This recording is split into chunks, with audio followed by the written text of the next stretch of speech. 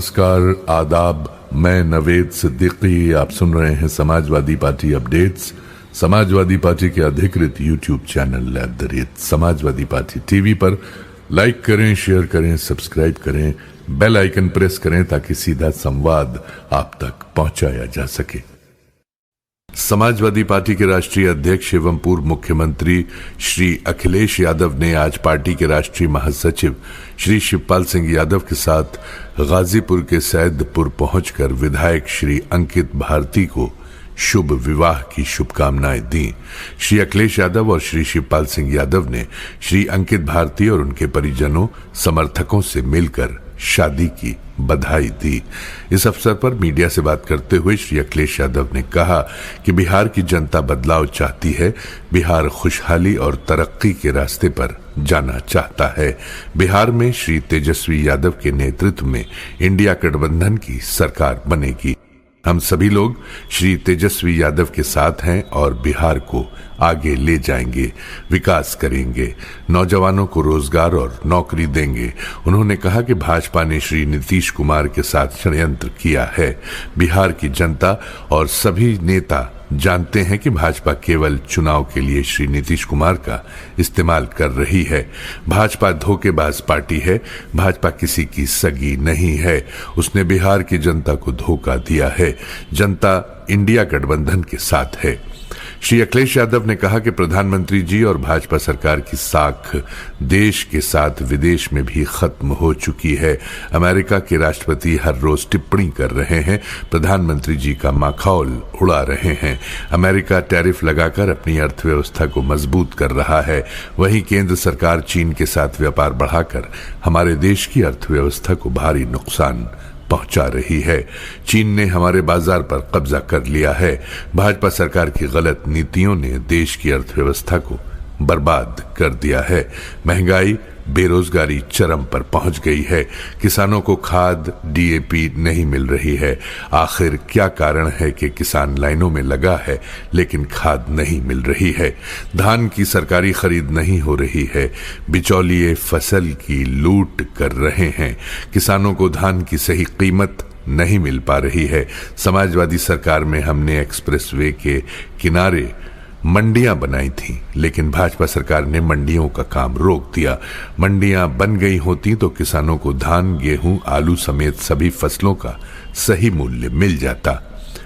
श्री अखिलेश यादव ने कहा कि 2027 में उत्तर प्रदेश में समाजवादी पार्टी की सरकार बनते ही किसानों की मदद की जाएगी, मंडी बनाई जाएंगी, साथ ही नौजवानों को नौकरी रोजगार दिया जाएगा, फौज में पक्की भर्ती का इंतजाम करेंगे।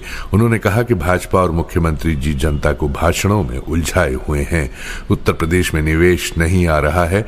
निवेश आंध्र प्रदेश और तेलंगाना, तमिलनाडु समेत दक्षिण भाजपा के राज्यों में जा रहा है। भाजपा झगड़ा लगाने वाली पार्टी है। समाज को धर्म और जाति में लड़ाने का काम करती है। अब तो भाजपा के इंजन खुद ही एक दूसरे से टकरा रहे हैं।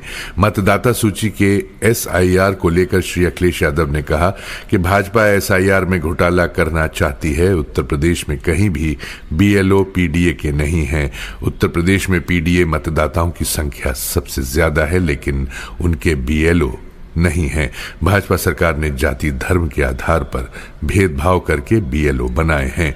चुनाव में अधिकारियों की पोस्टिंग में भेदभाव होता है। भाजपा PDA से घबराकर तमाम तरह का षड्यंत्र कर रही है। उन्होंने कहा कि भाजपा कुछ भी कर ले, PDA का मुकाबला नहीं कर पाएगी। इस सरकार से पीड़ित, दुखी, अपमानित लोग भाजपा की सरकार उखाड़ फेंकेंगे।